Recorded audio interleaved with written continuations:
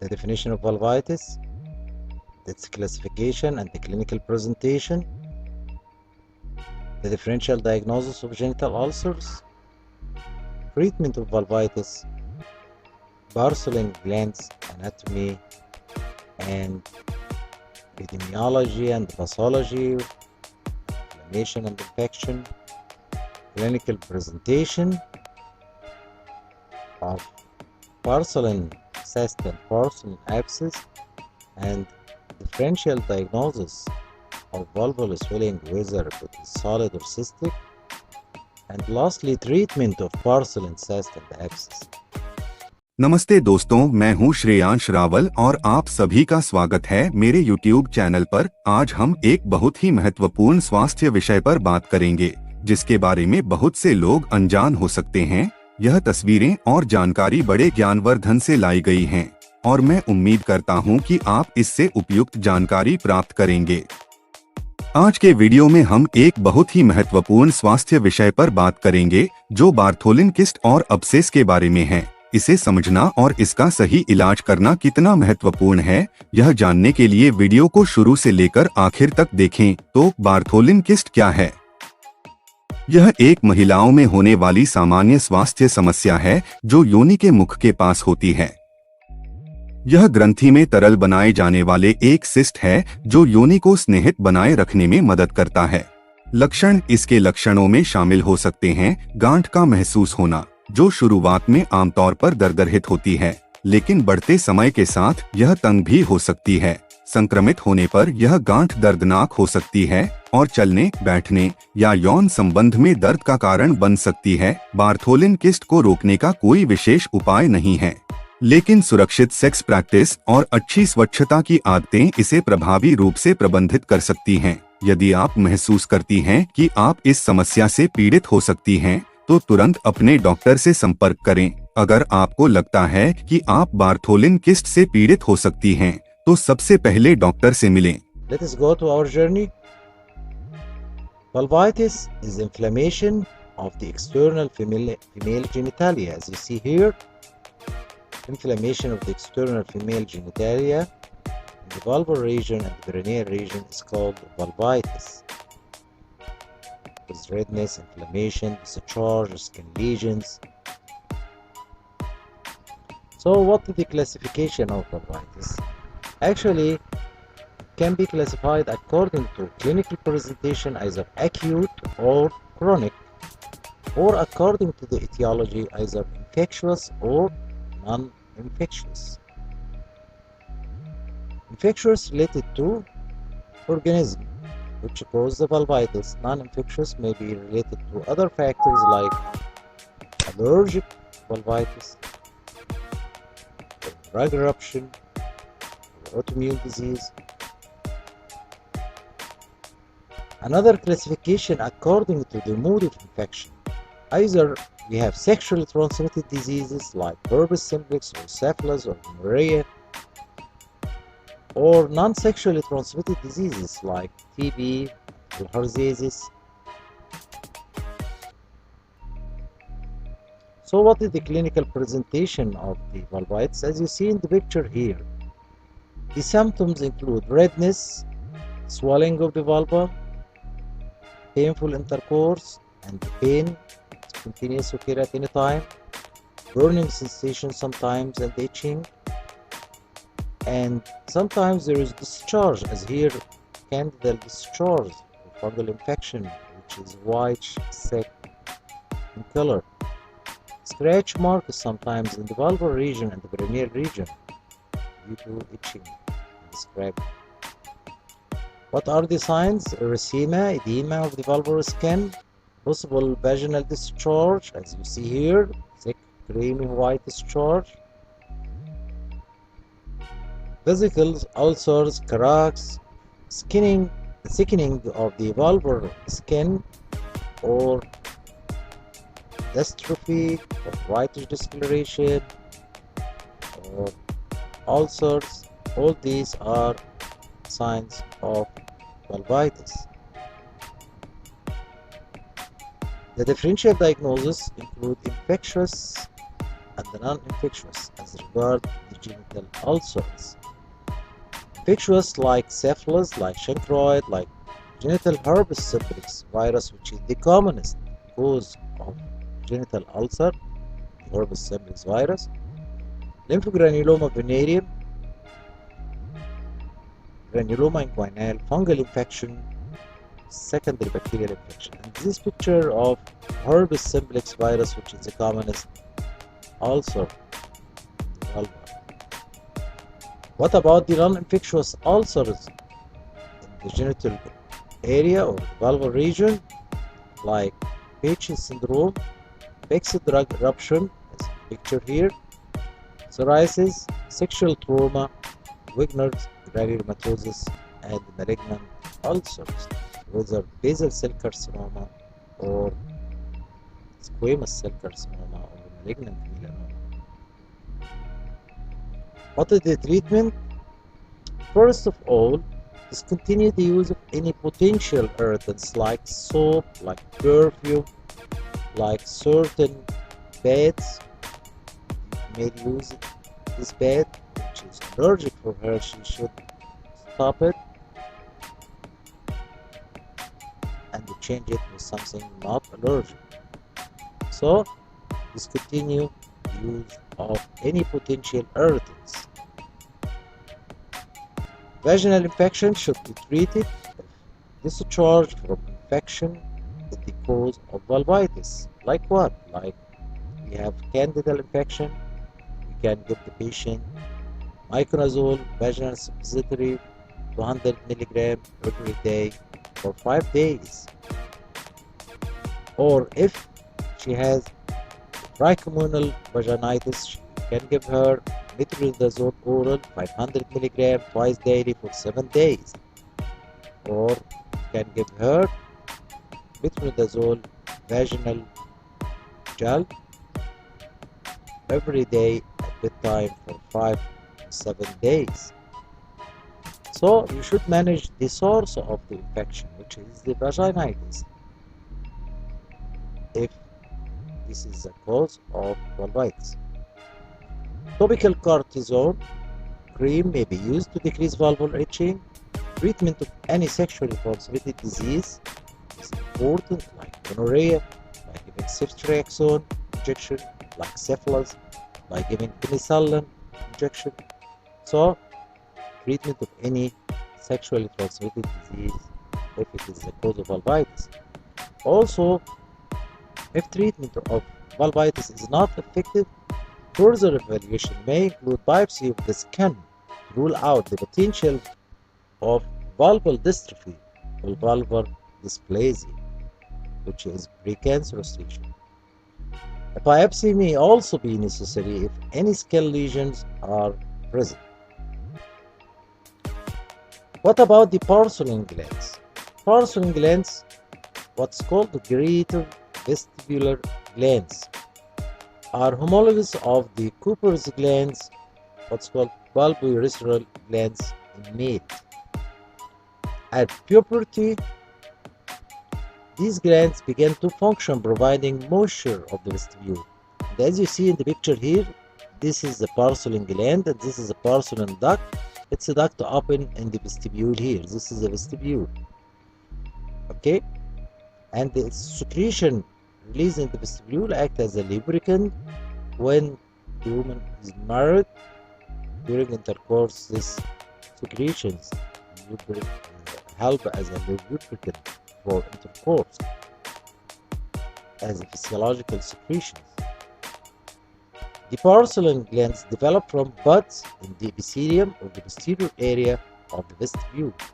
What about the anatomy? The glands are located bilaterally at the base of the labia minora and drain through 2 to 2.5 centimeter long ducts. As you see here in the picture, this is the Bartholin gland and this is the 2.5 centimeter ducts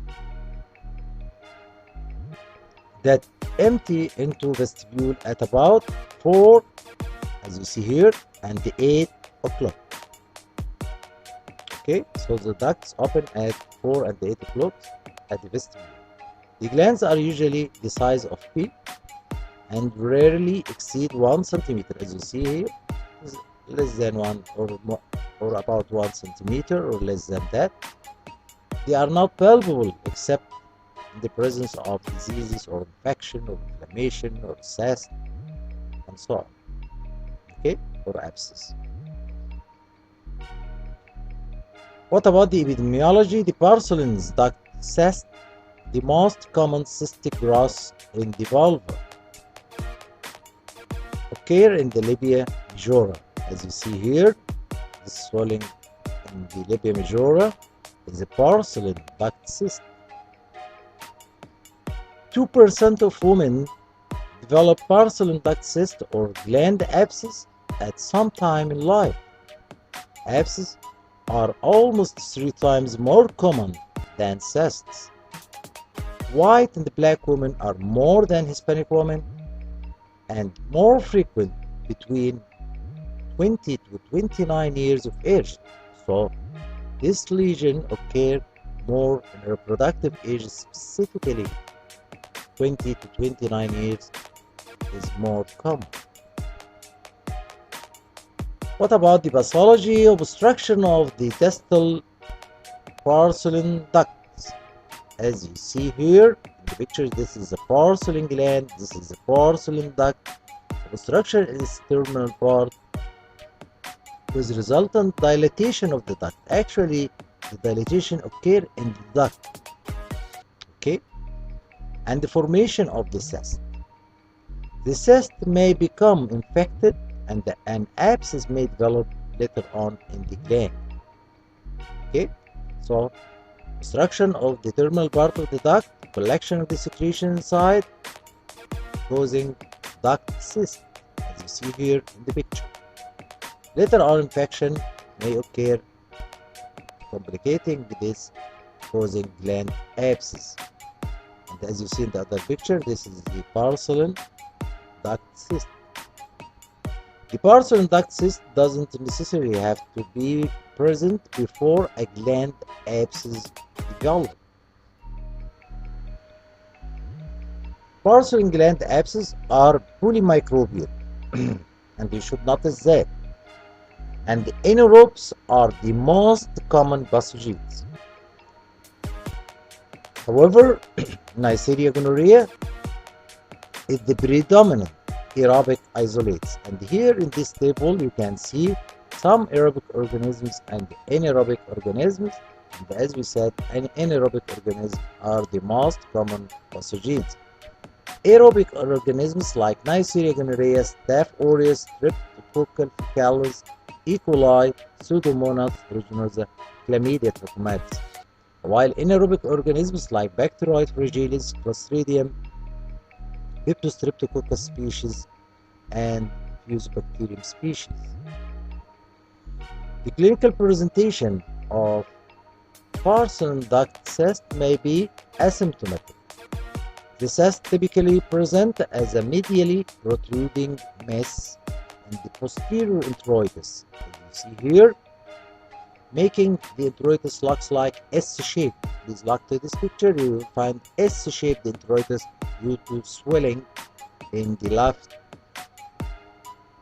Bartholin cyst. Okay, so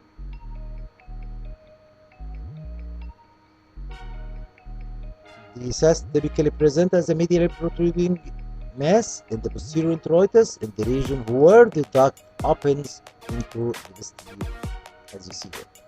If the cyst becomes infected, an abscess may form in the gland. Induration is usually present around the gland, and the walking, sitting, or sexual intercourse may result in vulvar pain. Actually, pain, especially if there is a Bartholin abscess, is an agonizing pain. The patient cannot sit without pain. Also, during intercourse, there is severe pain, so it is something agonizing. What is the differential diagnosis of cystic and solid vulvar lesions? Cystic lesions like Bartholin duct cyst dermal inclusion cyst, mucus cyst of the stiole, adenoma, umbelliferum, cyst of the canal of Knox, Skene's duct cyst. While the solid lesion include fibroma, lipoma, leiomyoma, acrocardium, neurofibroma, angiokeratoma, and squamous cell carcinoma. What about the treatment? If the patient asymptomatic, no treatment, usually just follow up. However, if the patient is symptomatic, as in Bartholin duct cyst and gland abscess, will require drainage of the cyst and abscess. I have different lines of treatment for such case, like incision and drainage.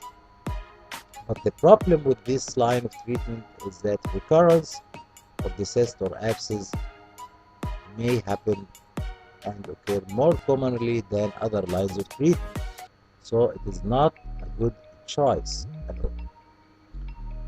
The definitive drainage involves word catheter placement for Bartholin duct cyst and gland abscess. As you see in the picture, this is the word catheter inserted after incision of the cyst wall, and put this word catheter to help to keep the tract open for drainage of the cyst or abscess.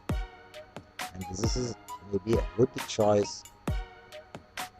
Also, another line of treatment like marsupialization for duct cyst. Lastly, the last line is excision of the Bartholin gland, as we'll see.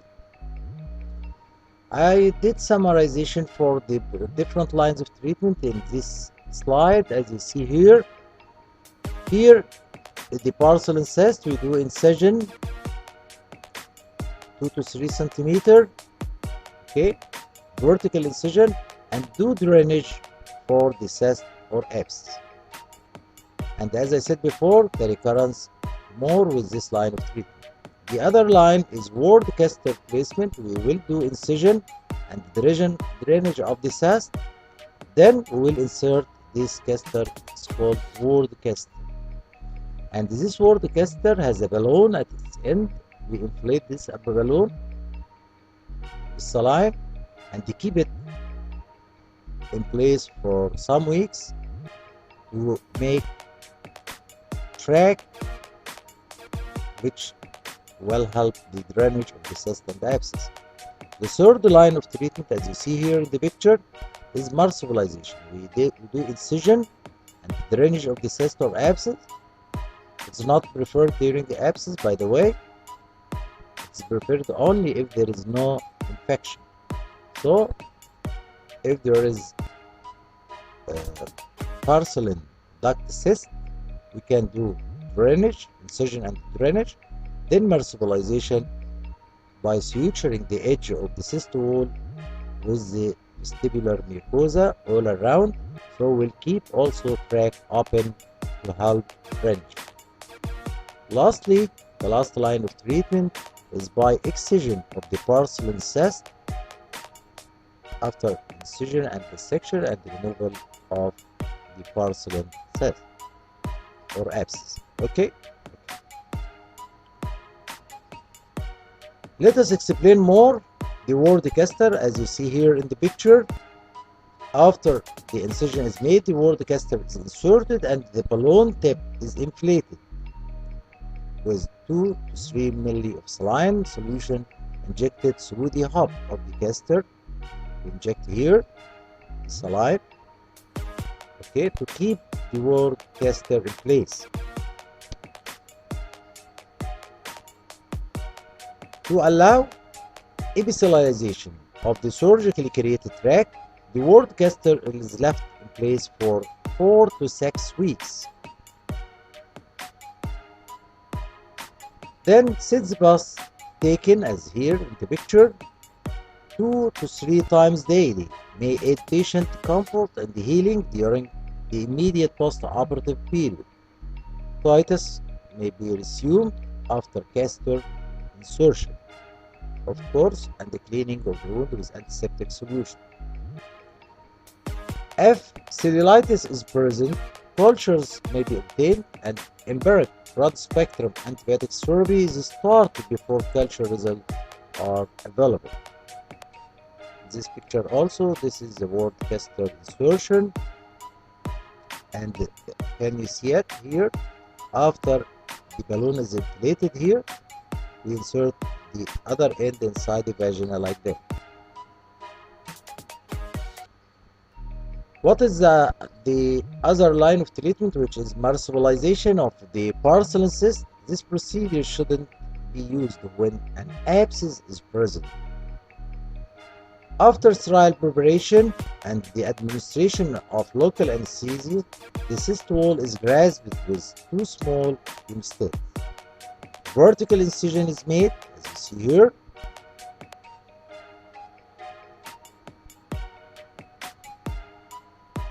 In the vestibular, over the center of the cyst, and the outside the hymenal ring. The incision should be about from 1.5 to 3 centimeter according to the size of the cyst. Okay.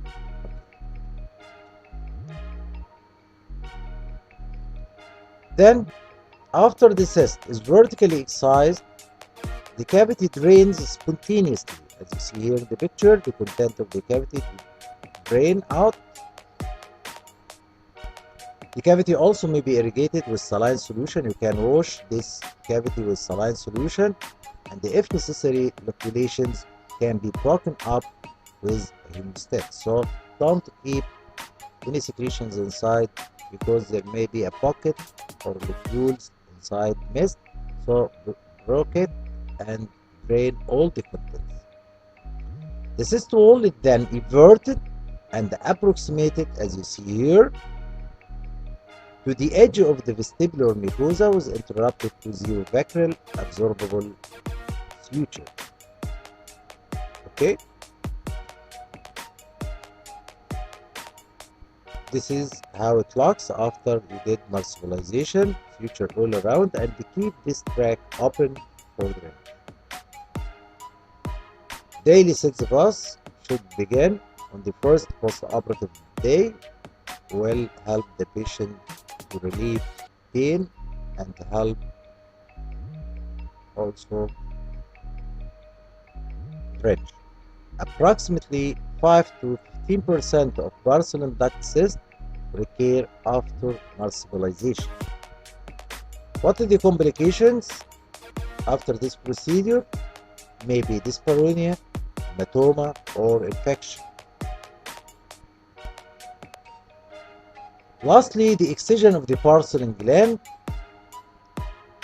should be considered in a patient who don't respond to conservative attempts to create a drainage tract, but the procedure should be performed when there is no active infection. Be careful about this point. When multiple attempts have been made to drain a cyst or an abscess, adhesions may be present, making excision difficult and resulting in post-operative scarring and chronic pain in this area. As you see in the picture here we dissected the cyst. After we did the incision, we dissected the cyst from the over covering the vestibular mucosa, and then excise the cyst.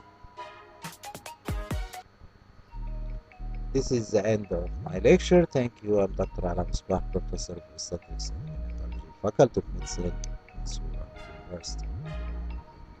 Doctor आपकी स्थिति का मूल्यांकन करेंगे और उपयुक्त उपचार का सुझाव देंगे। छोटे किस्तों के लिए होम ट्रीटमेंट भी संभावना है, जबकि बड़ी किस्तों और संक्रमित किस्तों के लिए सर्जिकल ड्रेनेज की जरूरत हो सकती है। धन्यवाद दोस्तों कि आपने मेरा वीडियो देखा। अगर आपको यह वीडियो पसंद आया हो तो लाइक करें, अपने दोस्तों के साथ साझा करें और मेरे चैनल को सब्सक्राइब करें ताकि आप मेरे आने वाले वीडियोस से अपडेट रह सकें। फिर मिलेंगे एक नए वीडियो में, तब तक के लिए धन्यवाद और स्वस्थ रहें।